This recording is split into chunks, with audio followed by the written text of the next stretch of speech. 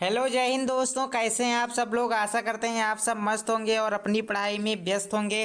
दोस्तों आज की इस वीडियो में मैं आप सभी लोगों को हिंदी के सबसे ज़्यादा इम्पोर्टेंट क्वेश्चन बताने जा रहा हूं, जो आपके आने वाले एग्ज़ाम के लिए बहुत ही ज़्यादा इम्पोर्टेंट है। तो जितने भी विद्यार्थी इस वीडियो को देख रहे हैं सब लोग अंत तक देखिएगा, क्योंकि ये वीडियो आपके एग्ज़ाम के लिए रामबाण साबित होगा। ठीक है, तो लास्ट तक बने रहना है वीडियो के। आइए दोस्तों देखते हैं हमारा फर्स्ट क्वेश्चन हमारा क्या कहता है। फर्स्ट क्वेश्चन देखने से पहले आप लोग देख सकते हैं यहाँ पे समय आपको 3 घंटे 15 मिनट मिलेगा और 15 मिनट आपको पेपर पढ़ने के लिए दिए जाएंगे। पूर्णांक आपका 70 है। ठीक है, आइए देखते हैं फर्स्ट क्वेश्चन क्या है। फर्स्ट क्वेश्चन है, मेरी आत्मकथा के लेखक हैं। मेरी आत्मकथा के लेखक कौन हैं? ऑप्शन ए है नंद दुलारे वाजपेयी, बी है जयशंकर प्रसाद, सी है बाबू गुलाब राय एंड डी है राजेंद्र प्रसाद। तो सही आंसर है इसका option D, doctor Rajendra Prasad. ठीक है, नेक्स्ट क्वेश्चन देखिए क्या कहता है। आपका दूसरा प्रश्न है, ये आपके मॉडल पेपर में आया हुआ प्रश्न है, तो आप लोगों को पता भी होगा इसका आंसर क्या है। तो पता है तो कमेंट करके बताइए भाई। ऑप्शन ये है 1868 ईस्वी से 1900 ईस्वी तक, और ऑप्शन बी है 1919 ईस्वी से 1938 ईस्वी तक। तो यही सही आंसर है। ठीक है, शुक्ल युग की समय सीमा है 1919 ईस्वी से 1938 ईस्वी तक। ठीक है, याद रखना है। आइए देखते हैं नेक्स्ट क्वेश्चन आपका क्या कहता है। तीसरा प्रश्न देखिए क्या कहता है आपका, मित्रता किस विधा से संबंधित है? तो आप लोग जानते हैं मित्रता की रचना आचार्य रामचंद्र शुक्ल जी ने की है और यह निबंध विधा पर आधारित रचना है। कई विद्यार्थियों को नहीं पता रहा होगा, तो अब जान लीजिए यह निबंध विधा पर आधारित रचना है। अगला प्रश्न है, कलम का सिपाही किसकी कृति है? कलम का सिपाही एक जीवनी है और यह जीवनी प्रेमचंद जी की है, लेकिन पूछा गया है इसकी रचना किसने की है, यह किसकी कृति है? कलम का सिपाही अमृत राय जी की कृति है। अमृत राय जी ने कलम का सिपाही लिखा है। ठीक है, और यह जीवनी विधा पर आधारित रचना है। ये बहुत इंपॉर्टेंट क्वेश्चन है, इससे रिलेटेड कोई प्रश्न आपके एग्जाम में आ सकता है। तो क्या मैंने आपको बताया, यह जीवनी विधा पर आधारित रचना है, पहली बात। दूसरी बात बताई यह प्रेमचंद जी की जीवनी है, और तीसरी बात बताई कि यह अमृत राय जी की रचना है। ठीक है, तो इन तीनों बातों को आप लोग याद रखिएगा इस क्वेश्चन से रिलेटेड। ठीक, अगला प्रश्न है, प्रिय प्रवास किसकी कृति है? प्रिय प्रवास किसकी कृति है? प्रिय प्रवास अयोध्या सिंह उपाध्याय हरिओं जी की कृति है। ठीक है, याद रखना है। ये तीनों ऑप्शन आपके गलत हैं, ऑप्शन नंबर ये इस क्वेश्चन का राइट आंसर है। अगला प्रश्न है, हिंदी साहित्य का स्वर्ण युग कहा जाता है? हिंदी साहित्य का स्वर्ण युग किस युग को कहा जाता है? वीरगाथा काल, भक्ति काल, रीति काल या फिर आधुनिक काल? तो दोस्तों याद रखना है आपको, ऑप्शन बी इसका सही आंसर है। कई बार मैंने बताया है कि हिंदी साहित्य का स्वर्ण युग भक्ति काल को कहा जाता है। अगला प्रश्न देखिए, हड्डी का तत्सम रूप क्या है? इसमें से आपको हड्डी का तत्सम रूप बताना है। तत्सम तद्भव से रिलेटेड एक प्रश्न आपको एग्जाम में मिलेगा। हाथ, हस्त, अस्थि या फिर अश्रु? अश्रु तो आंसू का तत्सम रूप है और हड्डी का तत्सम रूप है अस्थि। ठीक है, ऑप्शन सी राइट आंसर है। नेक्स्ट क्वेश्चन, हास्य रस का स्थायी भाव क्या है? हास्य रस के स्थायी भाव आपको बताने हैं। तो हास्य रस का स्थायी भाव होता है हास। ठीक है, और करुण रस का स्थायी भाव होता है शोक। श्रृंगार रस का स्थायी भाव होता है रति। ठीक है, तीनों चीज़ें याद रखिएगा आप लोग, एक ना एक आएगा आपकी परीक्षा में। अगला प्रश्न है, प्रिय प्रवास किस युग की रचना है? प्रिय प्रवास से रिलेटेड मैंने ऊपर आपको एक क्वेश्चन कराया है। प्रिय प्रवास किसकी रचना है ये बताया था, तो प्रिय प्रवास किसकी रचना है एक बार कमेंट करके बताइएगा। अगर याद है आपको तो याद होना चाहिए, अभी मैंने आपको बताया है। प्रिय प्रवास किस युग की रचना है अब आपको बताना है। ठीक है, प्रिय प्रवास द्विवेदी युग की रचना है। यह रचना 1909 ईस्वी से 1913 ईस्वी के बीच संपादित हुई थी। ठीक है, तो प्रिय प्रवास है किसकी रचना भाई, कमेंट करके बताएं सभी लोग। मैंने भी आपको बताया भी है, तो कमेंट कर दिया होगा। ठीक है, ऐसा मैं मान सकता हूँ। तो जिन विद्यार्थियों को नहीं पता, जो भूल गए थे, उनको बता देता हूँ। अब याद रखिएगा, अयोध्या सिंह उपाध्याय हरिओज जी ने प्रिय प्रवास की रचना की है। वेरी मोस्ट इंपॉर्टेंट क्वेश्चन है, याद रखना है। अगला प्रश्न है, आधुनिक काल कब से कब तक माना जाता है? आधुनिक काल कब से कब तक माना जाता है? आपके मॉडल पेपर में आया हुआ प्रश्न है। सन 1843 ईस्वी से अब तक आधुनिक काल की समय सीमा है। ठीक है, कहीं कहीं दोस्तों 1900 ईस्वी से अब तक माना गया है। तो आपको अगर ऑप्शन में ये वाला ना मिले तो ये वाला जरूर मिलेगा। ठीक है, 1900 ईस्वी से अब तक, तो इन दोनों को याद रखना है, 1900 ईस्वी से अब तक, और दूसरा है 1843 ईस्वी से अब तक। तो दोनों चीज़ें याद रखिएगा। फिर दोस्तों अब आपको मैं सबसे ज़्यादा इम्पोर्टेंट गद्यांश बता देता हूँ। 2 गद्यांश बताऊँगा, 2 पद्यांश बताऊँगा। यही गद्यांश पद्यांश आपके एग्जाम में देखने को मिलेंगे, ये मेरी 100% गारंटी है। ठीक है, तो इन्हें पढ़े बिना आप लोग एग्जाम देने मत जाइएगा। ठीक है, पहला गद्यांश है आपका, विश्वास पात्र मित्र से बड़ी भारी रक्षा रहती है। जिसे ऐसा मित्र मिल जाए उसे समझना चाहिए कि खजाना मिल गया। विश्वास पात्र मित्र जीवन की एक औषधि है।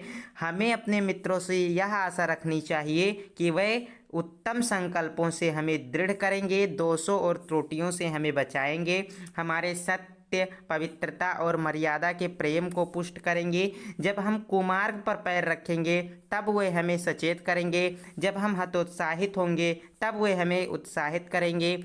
सारांश यह है कि वे हमें उत्तमतापूर्वक जीवन निर्वाह करने में हर प्रकार से हमारी सहायता करेंगे। सच्ची मित्रता में उत्तम से उत्तम वैद्य की निपुणता और परख होती है। अच्छी से अच्छी माता का सधैर्य और कोमलता होती है।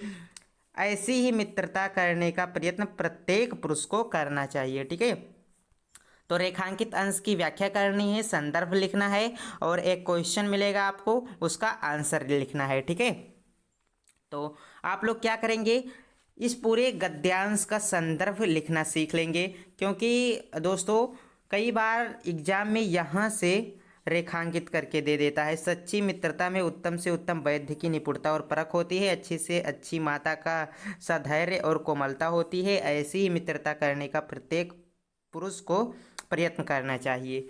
ठीक है, तो ये भी रेखांकित करके दे देगा। तो इन दोनों को रेखांकित करना आप लोगों को आना चाहिए। ठीक है, प्रथम रेखांकित अंश और द्वितीय रेखांकित अंश, ये दोनों आपको आना चाहिए। तो मैं पहला बता देता हूँ आपको, दूसरा आप लोग अपनी बुक से पढ़ लीजिएगा। अगर नहीं है आपके बुक में तो कहीं से ढूंढिए, लेकिन इसे पढ़ लीजिएगा दोस्तों। ठीक है, तो आइए दोस्तों, इसका आंसर मैं आपको दिखा देता हूँ। इसका संदर्भ तो आपको पता ही होगा, इसकी व्याख्या भी पता होगी, लेकिन फिर भी आप लोग पढ़ लीजिए एक बार। संदर्भ यहाँ पे है, प्रस्तुत गद्यावतरण आचार्य रामचंद्र शुक्ल द्वारा लिखित एवं हमारी पाठ्यपुस्तक हिंदी के गद्य खंड में संकलित मित्रता नामक निबंध से अवतरित है। रेखांकित अंश की व्याख्या देखिए।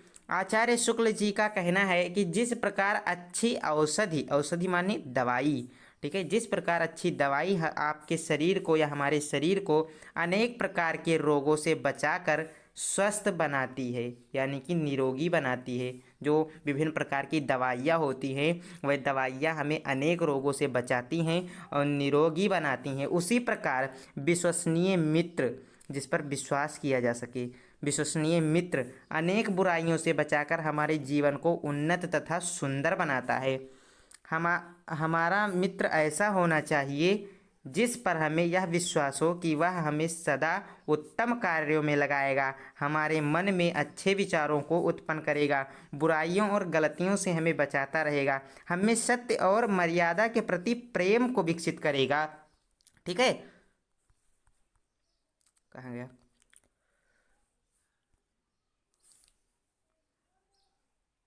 बुराइयों और गलतियों से हमें बचाएगा, हमें सत्य और मर्यादा के प्रति प्रेम को विकसित करेगा, उनमें किसी तरह की कमी नहीं आने देगा।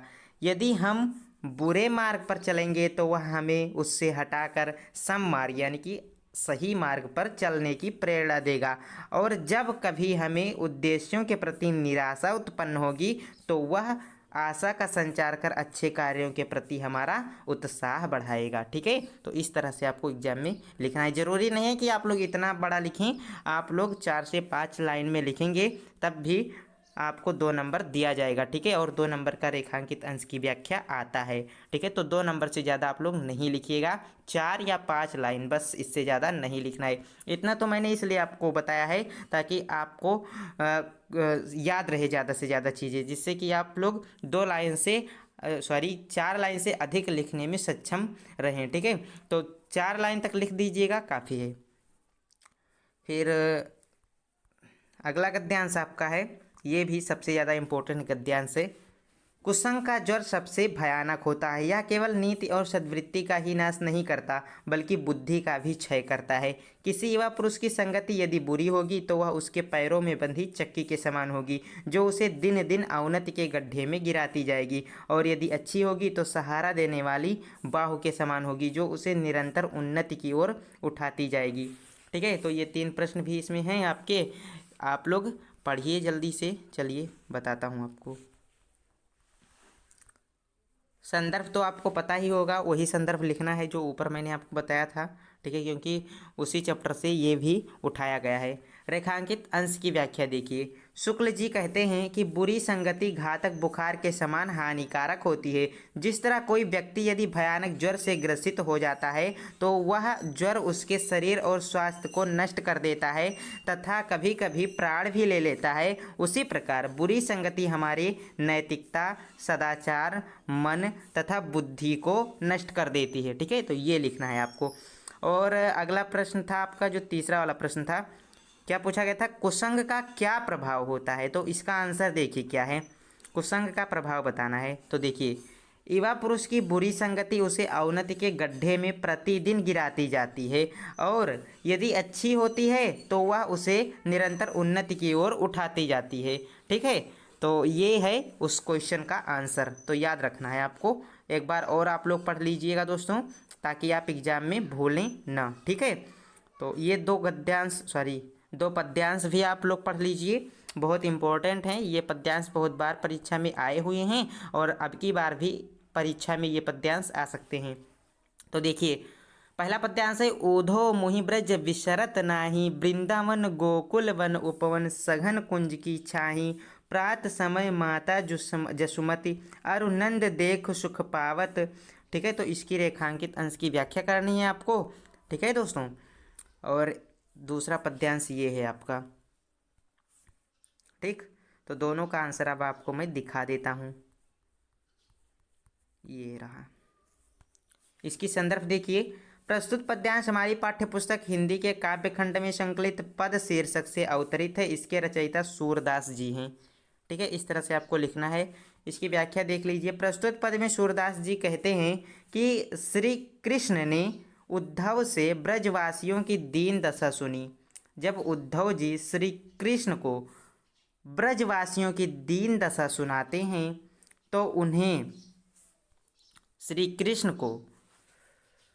तो श्री कृष्ण ब्रजवासियों के ध्यान में डूब जाते हैं। ठीक है, उन्हीं के ध्यान में खो गए श्री कृष्ण जी।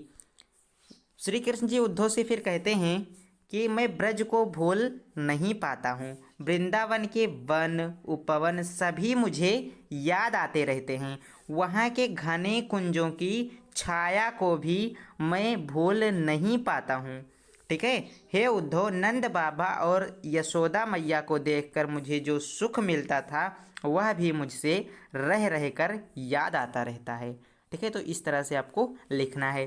फिर दूसरा पद्यांश आपका था, सुनी सुनी सुंदर वैन। ठीक है, ये तुलसीदास जी की रचना है और वन पथ पर नामक शीर्षक से उठाया गया है। ठीक है, तो ये भी बहुत इम्पोर्टेंट है, इसे भी पढ़िए। ग्राम वधुओं ने राम के विषय में सीता जी से पूछा कि ये सांवले और सुंदर रूप वाले तुम्हारे क्या लगते हैं। ग्राम वधुओं के अमृत जैसे सुंदर वचनों को सुनकर चतुर सीता जी ने उनके मनोभावों को समझ लिया। सीता जी ने उनके प्रश्न का उत्तर अपनी मुस्कुराहट तथा संकेत भरी दृष्टि से ही दे डाला। ठीक है, तो आशा करते हैं दोस्तों आपको सारे गद्यांश और पद्यांश समझ में आ गए होंगे। कैसे लिखना है इनके आंसर्स को ये भी आपको पूरी तरह से पता चल गया होगा। ठीक है, तो इसी तरह से लिखना है और दोस्तों आगे भी जितने भी आपके सब्जेक्ट हैं उनसे रिलेटेड वीडियो चाहिए तो चैनल को सब्सक्राइब करके हमारे साथ जुड़े रहिए। मैं ऐसे ही इंपॉर्टेंट क्वेश्चन आपको बताता रहूँगा। चलिए मिलते हैं नेक्स्ट वीडियो में। जय हिंद, वंदे मातरम।